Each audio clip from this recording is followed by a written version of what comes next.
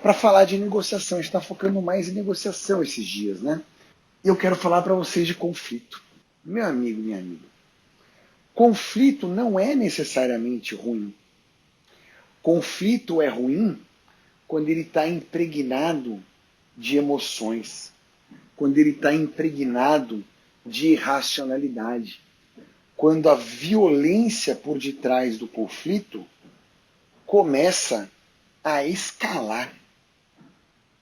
Só que tem um outro jeito de olhar o conflito. E é o jeito que os negociadores utilizam para olhar o conflito.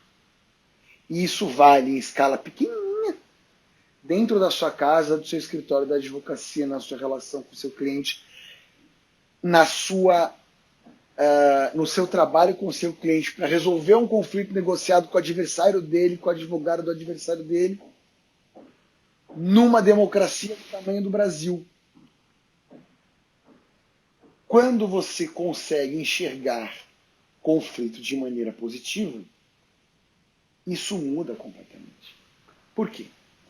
Porque primeiro que toda evolução da humanidade surge de relações conflituosas. Porque no momento em que existe um conflito, não quer dizer necessariamente que as pessoas se odeiam. Normalmente as pessoas passam a se odiar por causa do conflito, porque enxergam o conflito como algo ruim. E aí elas atacham, elas plugam uma emoção negativa no conflito. Então entenda, por que o conflito pode ser bom? Porque as melhores soluções da vida, elas não surgem em situações simples. Elas surgem em situações conflituosas. O conflito ele é uma pausa no fluxo normal da vida que te permite dedicar mais atenção àquela coisa ali e tirar daquela coisa soluções melhores. Então vamos imaginar, por exemplo, que dois sócios numa sociedade estejam em conflito.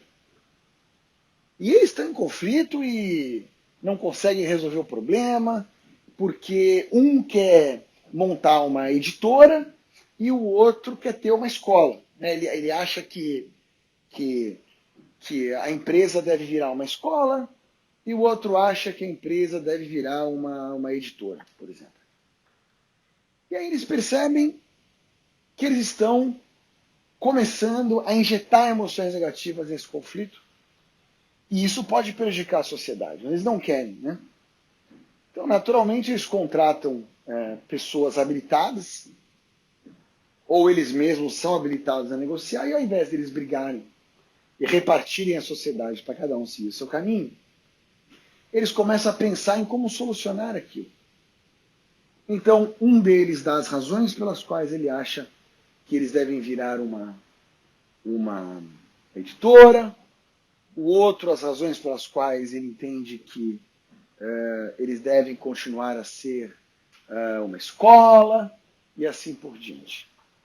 E aí, porque eles estavam em conflito, eles foram levantar dados e foram perceber o seguinte, olha, tem mercado sim para a gente ser editora e tem mercado sim para a gente continuar escola.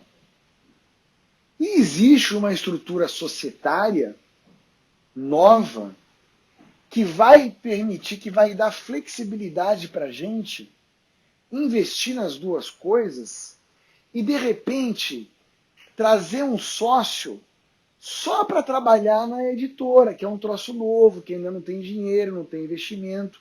Esse cara ele pode botar uma grana só na editora e não na escola. Então a gente estrutura uma holding.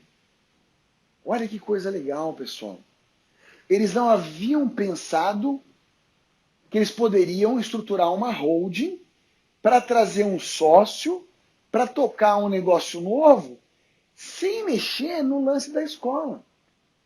Porque aí eles virando sócio da holding, eles são sócios de tudo e eles conseguem admitir sócios específicos para um negócio ou para outro. Veja, o conflito permitiu que se desse atenção suficiente para o problema e dali eles saíram melhor do que eles entraram.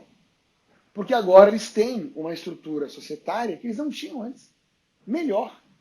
Isso jamais teria acontecido sem duas coisas. A primeira, o impasse, o conflito. A segunda, o conflito enxergado de uma forma positiva. O conflito enxergado como uma oportunidade. Tá certo? Um forte abraço para vocês.